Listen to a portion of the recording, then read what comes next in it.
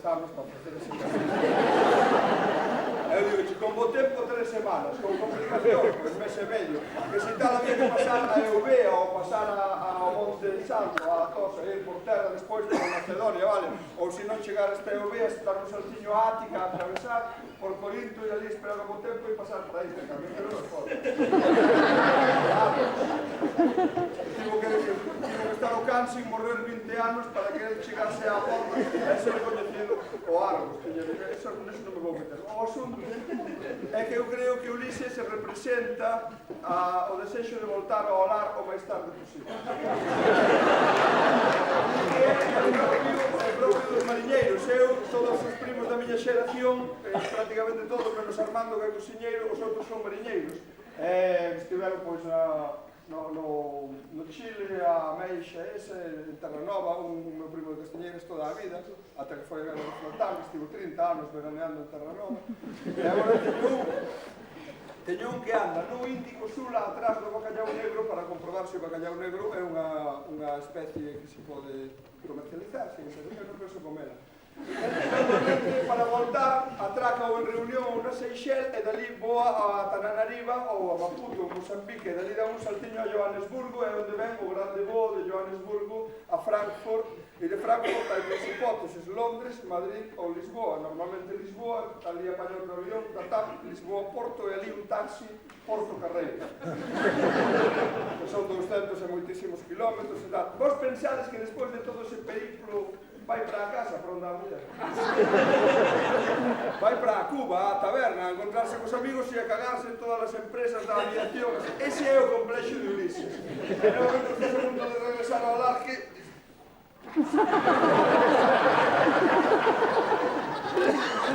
O meu non, o meu é verdadeiramente nostalxía, a dor do que me falta. Moita xente di que ti voltas á túa terra non procurando unha terra, senón procurando un tempo, procurando a túa infancia. Hai xente que volta por unha música, moitas veces é unha música estricto sensu, e outras veces é a música da palabra, o teu idioma, ou o teu dialecto, ou o sotaque da túa aldea. E hai outra xente que volta por unha paisaxe, que era abrir a xanela e ver o Monte dos Forcados e a Curota derrubándose sobre a ponta da Insuela, e máis alá a Illa da Arousa, e atrás da Illa da Arousa, orgullosos, os 360 metros do Monte de Lobeira, quen me dera Lobeira, quen Lobeira me dera, quen me dera Lobeira, Lobeiriña, miña terra, e despois o rochedo do illote de rúa completamente branco do guano das gaivotas. Eu volto á miña casa atraído dun modo irresistible pola carne da miña nena. Unha carne asada de vitela, con cachos grandes, aceite de oliva moi bo, sal gordo, pimenta negra, moita cebola, ela sempre me di, non lle chores a cebola, non sei. E deixa ali non ferve, sin perder o ollo da pota, porque di que a cociñeira non lle pode dar o cu á lareira, ou á tarteira, que tamén rindo. Eu volto por esa carne asada, porque cando eu chego a Ribeira e subo a rúa de Santa Uxía, e paso a pastelería Noiva, a zapatería Noia, Alcón Viajes, o locutorio dos estranxeiros, a hamburguesería Flick, as ruínas de Atlas, e entón veo o cheiro da carne asada, e aí é cando reparo que aínda existe o mundo no que eu fui feliz, é que aínda o mal non comezou a avanzar. Entón entro na miña casa, está a miña nai ca pota da carne asada, remixendo, ca collar de madeira. Este pasoume hai uns 8 anos, pasoume moitas veces, mas vou vos contar o que pasou hai uns 8 anos, que eu cheguei ali, e ela estaba remexendo na pota, presentoume o informe habitual, que era cantos mariñeiros afogaron no Gran Sol, cantos operarios caeron do andaime das obras, cantos compañeiros de clase de cando eu era neno foron apañados nunha operación contra o narcotráfico, cantas raparigas do bairro quedaron preñadas contra a súa vontade. Entón, cando miña nai facía unha pausa respiratoria no informe, eu aproveitaba para colar unha pregunta e dicía, e papá? E cando todo ia ben e as posicións do vale estaban bastante máis retrasadas dos que están agora, miña nai dicía, teu pai vai no Eliseo tomar un café e irás onde ele. O que pasa é que esta vez que vos estou contando, hai 8 anos, miña mãe debeu xestionar moi ben as súas reservas de ar porque non fixo ninguna pausa e non pude preguntar por meu pai. Ela continuou falando e dixo, Kiko, quería facerche unha pregunta. Dixe, eu di, que é o complejo de Edipo? Coño, mamá. É unha pregunta un pouco delicada para que unha nai lle faga ao propio fillo. Por que? Pensas que son tan parva que non a vou entender? Non, penso que vas a entender só que me extraña que agora de repente a tua idade queira saber o que é o complexo de Edipo, mamá. Por que quer sabelo?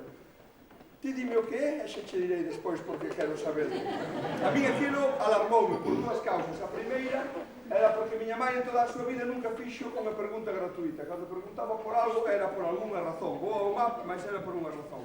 E a segunda é que por eses extraños mecanismos da memoria, no momento en que miña mãe me fai esa pregunta diante da carne asada, eu relembreime de unha entrevista semellante que acontecera 18 anos antes.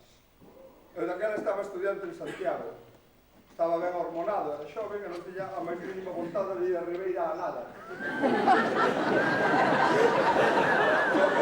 Eu tiña un problema de pés que agora solucionei gracias a un dermatólogo da Coruña e provocaba un cheo, a acumulación miña de roupa. Os compañeros do apartamento de Santiago chamabanlle as nucleares. E digo, porque non lle dabas as nucleares a tua nai para que chas lave. E entón era cando eu ia a Ribeira, ia cunha bolsa chea da miña roupa. Eu via como se poñían a lagrimar os outros viaxeiros de autobuses. Algunos rechaba así o nariz, humedecíanse os outros. Eu cando entraba no restaurante, se había xente, miña nai viña correndo e roubaba unha bolsa e desaparecía por unha porta que só o único tempo que atrás había unha lavadora. E naquela situación estaba miña nai que a mesma pota de carne asada, con diferente carne asada. Presentoume o informe completo e tamén xestionou ben o ar, non me dou tempo a mí a preguntar por meu pai e díxome: Kiko, quería facerche unha pregunta. Dime, que é unha comuna? A mí me encantou a pregunta, porque eu estaba estudando historia como un estúpido que se chama Pose, que xa morreu. Díxome unha vez un espectador: por que citas a Pose que xa morreu? Era un estúpido, ahora supoño que non o será. E non creo na vida despois da morte, senón seguiría sendo un estúpido despois da morte, porque non hai un informe teolóxico que diga que despois da morte te volves máis inteligente. Mais culto, sí. Podes ter máis vocabulario, pero máis inteligente non te volves. Pois un estúpido de Pose acababa de explicarnos diante das súas limitacións intelectuais a Comuna de París. Eu tiña un fresquísimo, miña mãe preguntoume, e dixen: mamá, unha comuna é unha asociación libre de individuos que procuran o ben común. Hai tres grandes paradigmas de comuna. E miña nai: para aí, meu fillo. Paradigma que é? Exemplo. Sí, pois fala ben. Hai tres grandes exemplos de comuna. O primeiro, expliquei, vos non me lo vou explicar. A Comuna de París, guerra franco-prusiana, en 1870, París rodeado, a clase baixa amotina, se expulsou e fundan a primeira experiencia democrática e igualitaria da humanidade. 3 meses despois, os franceses da clase dominante, aliados cos seus antigos inimigos, os cruzados, arrasan aquel soño igualitario da humanidade e acaba esa primeira experiencia, mas non a semente que deixou. O segundo exemplo son as comunas da Unión Soviética, de China, dos países chamados socialistas, que é unha asociación algo menos libre de individuos, mas que, sin dúbida, procuran o ben común. O seu sistema de funcionamento está resumido nun chiste dos obreiros da RDA, que di: nós facemos que traballamos e eles fan que nos pagan. O terceiro exemplo de comuna, que igual é a que te interesa, é a comuna hippie norteamericana dos anos 60, que é unha institución provocada polos fillos da clase dominante norteamericana que padecía unha sobredose histórica de proteínas e, entre outras cousas, tomou unha serie de decisións alarmantes, algunhas no territorio indumentario, outras no capilar, e no alimentario deciden facerse vegetarianos. Que é unha decisión sempre da clase alta, porque vos, se observastedes, nunca vistedes a un morto de fame que decida facerse vegetariano. Cando foi a crise de fame en Etiopía, estaba o etíope ali inane, e chegaba de luz vermella cada hamburguesa e dicía: ai, é unha hamburguesa de chocolate. Un tofu con cogumelos chineses e un mollo de tomatiño con aceite de oliva, tal e tal. Non comen a hamburguesa. Estes rapaces que leran a Marcuse, máis a Marx, e a todos os que empezan por Marx, sabían que os labregos son unha marnogueira, os labregos son unha clase históricamente reaccionaria e entón non podían confiar nos vegetais producidos por os labregos. E por eso estes rapaces cultivaban os seus propios alimentos. Mas como eran fillos de catedráticos, de intelectuais, de axentes de import-export, empresarios, militares, nunca viron unha lagoña na puta vida e a produción era bastante cativa. E por iso, estes rapaces tiñan que ir cada 15 días á casa dos seus corruptos pais a pedirlle diñeiro para seguir facendo a revolución. Esta explicación foi satisfactoria para a miña nai e dixo, me vou facer outra pregunta, dime, Kiko, que é a vida bohemia? A vida bohemia, mamá, é un pouco máis difícil de explicar, pero podemos explicarlo por oposición. É o contrario da vida diurna, o contrario da vida laboral. A vida bohemia é un ponto do espacio-tempo onde confluen dous grandes grupos humanos, os artistas e os delincuentes. Este grupo de intersección, estes dous grandes grupos humanos retroalimentanse. E que miña nai, retroalimentanse, moito vicio hai no mundo que eu non sei.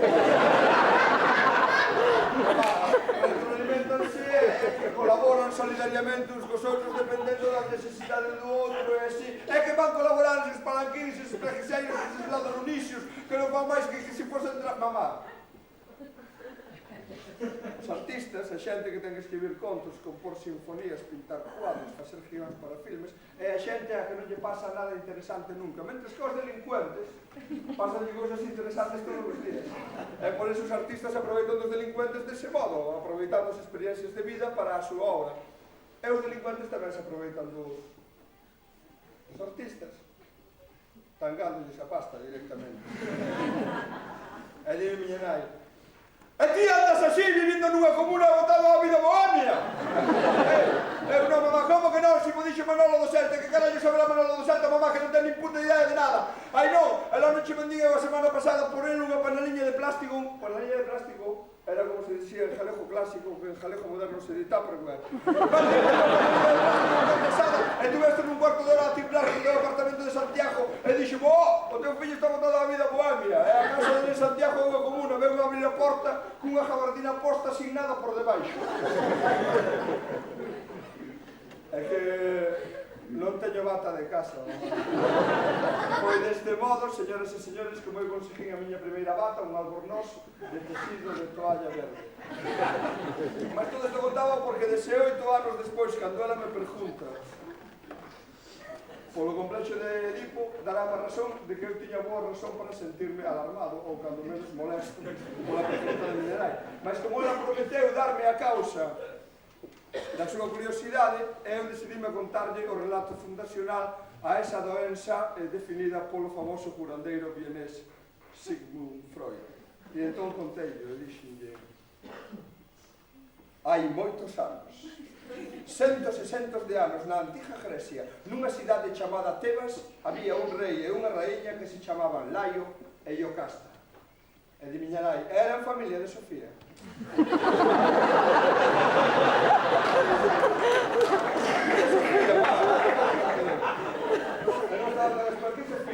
Sofía, a muller do rei, non é greca.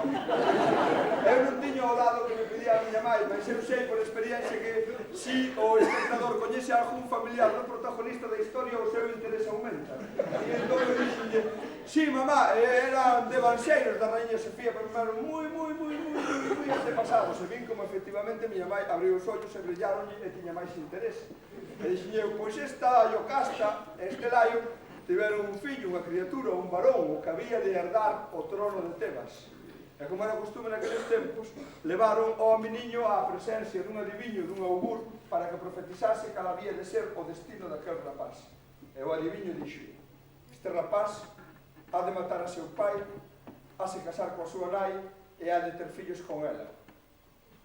Negado se o de... Os reis de Tebas, horrorizados por aquela profecía, decidiron matalo. É de miña nai, o adiviño. Non, mamá, decidiron matar ao rapaz, ao seu fillo, carne da súa carne, que pais desnaturados, sangre da súa sangre, o seu caso, a esos papóns dos adiviños que salen na televisión con túnicas moradas e gafas, dicindo parvadas que non llas creen ni un meniño de 8 anos. Ten razón, mamá. Pero na antigua Grecia os adiviños eran moi respeitados, eran como os xuros agora, mas como se ben diz, o rapaz era carne da súa carne. E os pais non tiñan coraxe para matarlo, por iso lle entregaron a un soldado veterano e deronlle orden de leválo ao monte Helicón, na fronteira con Tesalia, e que ali sacrificase o infante real. Aquel soldado era un soldado veterano, participara nunha chea de guerras, dúcias de batallas, matara a centos de homens, fixera correr ríos de sangre, levaba escrito no seu coiro en cicatrices a crónica das súas façallas e das súas salvaxadas. Aquel home, de todos modos, era un home que sempre matara homes como era, soldados, homes armados e acoirasados, homes dispostos a matar e a morrer. E nunca aquel soldado, en todo o seu repertorio, matara a unha criatura inocente, porque as guerras antigas, miña nai, eran completamente diferentes das actuais. E por eso, aquel home, cando chegou ao Monte Helicón, faltaron as forzas para matar ao rapaz. E dixo, miña nai, porque era un bo home. Sí, mamá. Porque era un bo home, o que fixo foi atar os nortellos, nocellos, ou tornicelos, que os tres modos poden denominarse, do rapaz cunha corda, e o outro cabo da corda atouno á base dunha árbore. E foise dali confiando en que as alimarias do Monte Helicón fixesen o traballo que el non tiña coraxe para facer. Con esta confianza, devolveuse á cidade de Tebas e dixo que cumprira a súa misión. Mas o destino non quixo aquela tarde que ninguna besta do Monte Helicón comese a tenra carne do infante real e pasou toda a tarde espatuxando, intentando zafarse das cordas e provocando que as cordas se lle fosen espetando ou encravando cada vez máis nos nortellos e provocoulle unha lesión que sería definitiva. Por eso que el meniño sería coñecido no futuro como Edipo, que en grego arcaico quer dicir o raparijo que ten os tornicelos un bocadiño esmajoados. E miña nai, Edipo é todo eso? Si non há, porque o grego arcaico era unha lingua moi contracta e expresiva. Ali espatuxando ao meniño atopou nun pastor. Un pastor que nin tan siquera era tebano, era de Tesalia, que entrara en territorio tebano, seguindo as súas ovellas, que as ovellas nunca distingueron límites fronteirizos, e buscaban a erva visosa do prado de Tebas, e foi aquel pastor tesalo o que lle desentremou as ataduras e recolleu, e dixo miña nai, e quedou o pastor con mi niño. Non, mamá, que o pastor tiña 9 fillos, eran moitas bocas para manter. O que fixo o pastor foi entregarlle aos velliños a un matrimonio ancián que non tivera familia, recibiron a criatura con alegría, criárona como a propia, rejuveneceron cos alegrías e os disgustos que lle daba o Edipiño, que medrou coxiño e feliz amando a aqueles dous pais como legítimos, e cando cumpriu 20 anos, Edipo, seguindo a tradición dos mozos gregos, peregrinou ao oráculo de Delfos para preguntar cal había de ser o seu destino. E aí miña nai mosqueouse. Dixo, Kiko, explícame que é iso do oráculo de Delfos. Un templo dedicado a Apolo no Golfo de Corinto, Delfí, e ali había moitos adiviños, a xente peregrinaba de toda a Grecia a preguntar, como agora, en Ribeira hai un cura, en Santiago de Compostela hai unha chea deles, a xente peregrina a Santiago de Compostela, e non iba a ver os adiviños e se rapaz era parvo, non lle chegara a primeira vez, a eses adiviños había que matarlos a todos. Mamá, xa, non digas parvadas, a primeira vez era un bebé e non se lembraba. E do outro xa che dixen antes que os adiviños na antigua Grecia eran como os curas agora, e non son tan fáciles de matar. Intentaron no 36 e gañaron eles, e como non se escalado non che vou contar nada máis da historia. O oráculo de Delfos dixolle a Edipo que había de matar a seu pai, casar ca súa nai e ter fillos con ela. Edipo quedou completamente horrorizado por aquela profecía e non quixo voltar nunca a Tesalia, porque a simple imaginación de que a profecía se cumplía naqueles dous velliños enchío de horror. Foise polo mundo buscando a morte, provocando a todos os valentóns, a todo home armado, a todo aquel que o pudese matar. Convertiuse en un provocador. Provocou as forzas de todos os poderes, ao poder do Estado, ao poder religioso, ao poder ao sanguinario poder municipal, e sempre era Edipo que saía triunfador deses combates. Edipo viviu matando e fuxindo, viviu como si soñara, como dixo un dos seus biógrafos. El sempre que entraba en batalla, como tiña ese impulso fundamental, que a vontade de morrer, facía o invencible, feroz. Mentres que os que estaban do outro lado, os que se enfrontaban con el voluntariamente ou non, que eran, en poucas palabras, funcionarios públicos. Policías. E cal é o primeiro deber de un bon policía? Explica yo Sean Connery a Kevin Costner nos Intocáveis de Lionel Messi. Lembran esa película? O peor papel de Sean Connery, pai de policía municipal. É o momento máis baixo da súa carreira, non? E foi a xente da súa majestade. Igual, ponlle a porra de policía municipal no peito a Kevin Costner, que tampouco é unha gran cousa porque é inspector de facenda. En América chamanlle axentes do tesouro, pero son inspectores de facenda. Porque ali dixolle, o primeiro deber de un bon policía é volver vivo a casa todas as noites. ese é o pensamento que ocupaba a cabeza dos que se enfrentaban con Edipo, e por eso Edipo matábaos, por ese hiato na ferocidade. Edipo fuxiu da compañía dos homens, viviu no monte, as súas roupas esfarrapáronse, confundíronse ca terra das montañas helénicas, a súa cabeza foi coberta pola xinsa sacrificial, e un bon día, nunha má encrucillada, Edipo encontrouse frente por frente co cortexo dun home que debía ser moi importante, porque o home viña nun palanquín dourado con cortinas de veludo vermello levados por unha ducia de escravos, 6 de cada lado. Viñan presididos por unha banda de música con instrumentos dourados que sentilaban ao sol, e todos eles protegidos por unha nutrida guarda de soldado armados ata os dentes. E este cortexo viña presidido por un home alto, un heraldo luxoso, vestido de sedas e de pedrerías, que berraba a quen puidese ouvir o nome e a dignidade do señor importante que viña no palanquín. E este heraldo luxoso encontrouse co ser infrahumano no que xa se convertira Edipo, e dixo o heraldo: paso a Laio, rei de Tebas. E Edipo dixo: a min, rei de Tebas, mámama. Diante daquela provocación, os soldados mandáronse a por ele, e Edipo sacou dentre os farrapos unha espada sorprendentemente plateada e brillante, e foise abrindo paso polo medio daquel bosque de homes, amputándolle membros, provocando a morte, provocando enxurradas de sangre que saltaban vermellas, vivas e quentes, que ao tocar o chan calcinado da antiga Grecia convertíanse inmediatamente nunha charca negra e seca. Atravesou tamén a banda de música, os músicos viron mentras agonizaban con os seus instrumentos dourados, se desafinaban ao sol, e un escravo que non tiña máis mínima necesidade de meterse naquele asunto dixo: home, Edipo cortoulle a cabeza, se gritou o palanquín, Edipo aproveitou e colleu unha cortina vermella e limpou o vermello do sangre da súa espada, que volveu a lucir. Achegouse ao palanquín e así de plano meteulle a espada na garganta a Laio, e mentras o sangue de Laio envasiaba o espello da espada de Edipo, os dous homens olláronse no fondo dos ollos, sen saberen que eran pai e fillo, e que a primeira parte da profecía acababa de cumprirse. E dixo miña nai: que desgracia. E dixo: non, mamá, non é unha desgracia, é unha traxedia. A desgracia é cando lle pasa isto a un mariñeiro do Gran Sol, a un obreiro da Constitución, a un yonqui ou a un mendigo. Mas cando lle pasa a un millonario, a un artista de Hollywood, a un aristócrata ou a unha princesa de Gales, chamase traxedia. E eu que pensaba que traxedia era cando caía un avión. Non, mamá, iso é unha hecatombe, que tamén é do grego clásico, hécatos voos, sen bois, sen vítimas dispostas, que deixa de falar del grego antigo e acaba de contar con todo. E como vostés saben, culto público de Pontevedra e visitantes, chegaba un momento moi delicado do meu relato porque tiña que falarlle da Esfinxe. Miña nai estaba entusiasmada, ansiosa. Quería saber as peripecias daquel devanseiro da Raíña Sofía. Eu tiña que falarlle dun ser fabuloso. Se eu lle falo a miña nai naquele momento dun león que ten cara de muller, tetas de muller, ademais levándoas á vista, que fai preguntas estúpidas tipo concurso de televisión, é o que perde papo, eu conto iso e suspéndese a comunicación con miña nai e mándame por o carallo e acaba a história.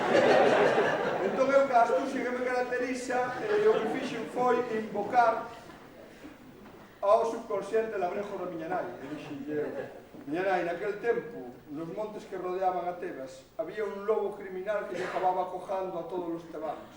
E dixo miña nai: que desgracia, acorda con pensas.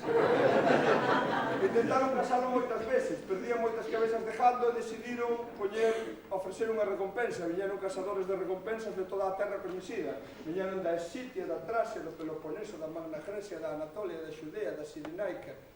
Eran casi todos guardias civis retirados. Facíanse casadores de recompensas para compensar a magra pensión que o Estado lles daba. E sempre que se enfrontaban co lobo, miña nai, o lobo papábaos e só cuspía o tricornio e os que son indixeribles para un lobo desas características.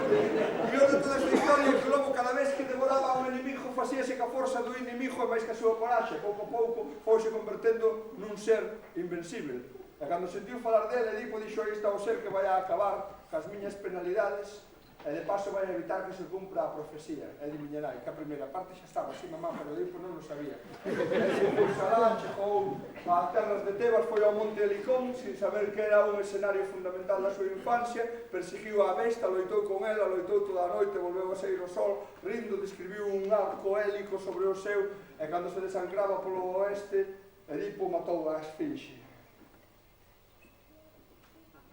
A Esfinxe, esa quen é, meu fillo?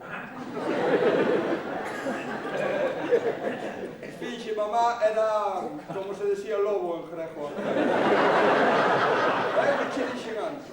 Ben, os tebanos agradecidos ofreceronlle a Edipo o trono, o cetro e a coroa de Tebas. E como Edipo aceptou, e como era costume naquel tempo, o novo rei tiña costume de casar ca viúva do anterior rei. E foi deste modo como Edipo casou con Iocasta. Foi así como Edipo casou ca súa nai.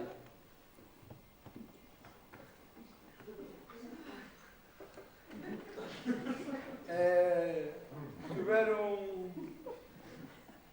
familia. Eteocles, Polinices, Ismene e Antígona. Todas meniñas. Non, mamá.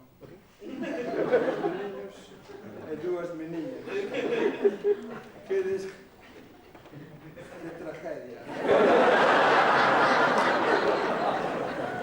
Mais, os deuses do Olimpo estaban disgustados porque un home que cometera uns actos tan execrables, en vez de ser castigado, estaba sendo premiado co amor da súa familia e o respeito dos seus súbditos. E por eso, como é un costume divino, os deuses mandaron unha peste para castigar colectivamente o delito do que hai outras tradicións que tamén e o povo de Tebas, enfebrecido, apestado, arrastrouse até a Ágora e dixo: Edipo, rei, ti que no pasado nos afastes do terrible animal, sáfanos agora desta peste. Entón Edipo dou unha orden, agora vas a estar caladiña, mamá, e mandou un mensaxeiro ao oráculo de Delfos a preguntar ao adiviño por que os deuses estaban desgustados. E o adiviño foi nun pé, o adiviño non, o mensaxeiro foi nun pé, veu no outro e dixo: os deuses din que están disgustados porque aquí en Tebas vive o peor criminal que pisou nunca a superficie da terra. Ese criminal non foi castigado, pola contra foi premiado. E por eso hai isto. E entón Edipo públicamente prometeu ao seu povo dedicar todo o seu tempo, talento, coraxe e fortaleza a descubrir a aquel criminal e a castigalo cas súas propias mans. E deste modo, mamá, Edipo convertiuse no primeiro detective da historia que descobre que o asesino é ele.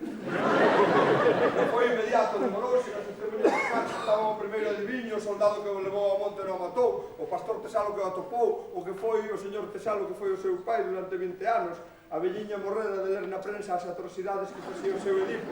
Había uns soldados da má encrucillada completamente amputados, estaban uns escravos que declinaron facer declaracións porque dicían que nós cada vez que abrimos a boca pásanos algunha desgracia. Cando o levante levantes un menino no monte, papá, ti que pasa aquí estes soldados que os condecoren e que os levan aos hospital? Non entendo, joder. E como as mulleres se dan de conta de todo un cuarto de hora antes que os homes. Houve unha altura daquel proceso en que Iocasta abandonou a Ágora de Tebas, penetrou no portón do palacio e desapareceu, e Edipo quedaba ali desesperado: non entendo, cagallo, non entendo. E mesmo así, como estaba o povo de Tebas enfebrecido e apestado, dixo: Edipo, meu rei, está clarísimo.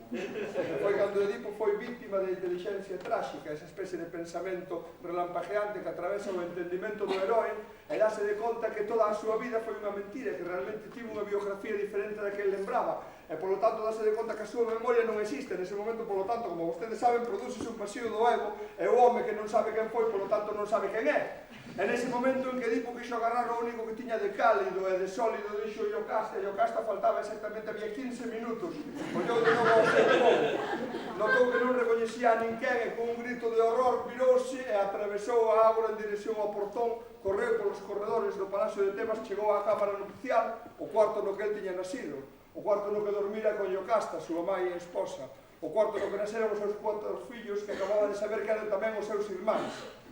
E cando abriu a porta, viu na ela, a Iocasta, a súa nai, a esposa, o amor da súa vida, vestida ca túnica de gala das raíñas de Tebas, unha túnica talá recta con uns alfinetes dourados que a soportaban aquí nos ombros, enforcada na trave central do cuarto.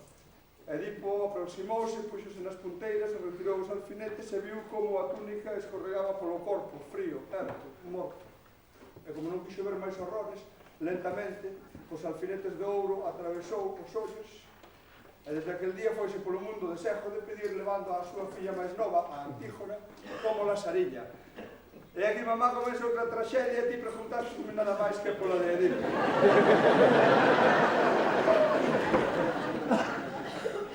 Miña nai quedou a remexer na carne asada en actitude reflexiva. Eu dixo un pouco de tempo, non? Porque unha persoa que acaba de saber esta historia pola primeira vez merece un pouco de tempo para... Eu creo que é unha das grandes historias da humanidade, na miña opinión, claro, que non son un experto, xunto con outra de un deus que se converte en home para que o maten os homens.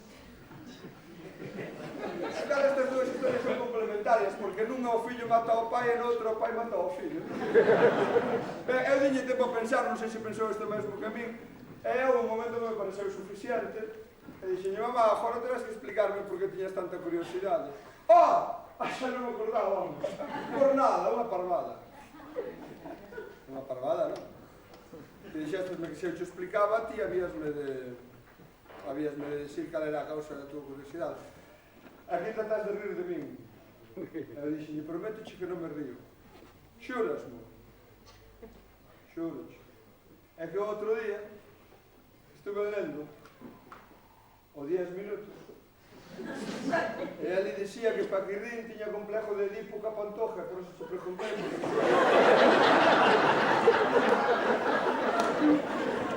Sigo para mí, mira ti, o 10 minutos é ese tipo de literatura que está tan despreciada e de repente provoca a curiosidade intelectual e reverdece os vellos mitos. A miña nai completamente desinteresada seguiu remexendo na carne asada e dixo, así que meu fillo, en resume, a doença é esa ven sendo ter ganas de matar a teu pai e de deitarte con túa nai, non? Con as palabras ven sendo eso, mamá. Pois Edipo, a metade do chollo, ou Edipo, non, Paquirrín, a metade do chollo xa o ten feito. Seguiu traballando. En un momento parou, parecía tamén que a inteligencia tráxica atravesar o seu entendimento e dixo, Kiko, esa enfermedade será hereditaria. Eu non lle expliquei, non dixen, ese é un pensamento morboso, mamá. Naturalmente, o complexo de Edipo non pode ser hereditario. Porque eu teño Edipo, mato ao meu pai, etc. Teño un fillo, varón. E cando así este cabrón quéreme foder.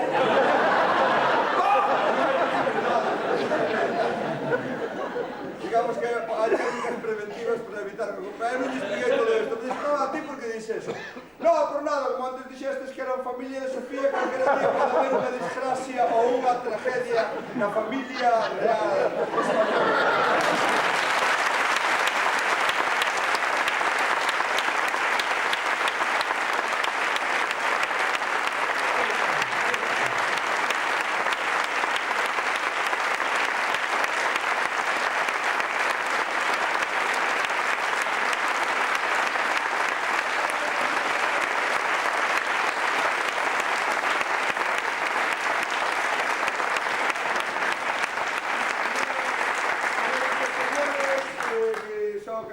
Que sigan sendo amantes da chavala esa, de Sofía, e que quero agradecer a presencia e o cariño, os merecidos aplausos no nome da Internacional Melancólica, no nome de Mofa e Befa, do Superior Conservatorio Susito Casiotone, no meu propio e de toda a xente que hoxe non pode estar aquí, como Iocasta, Edipo, disfruten destas xornadas e tomen un café porque despois ven máis e mellor. Boa tarde.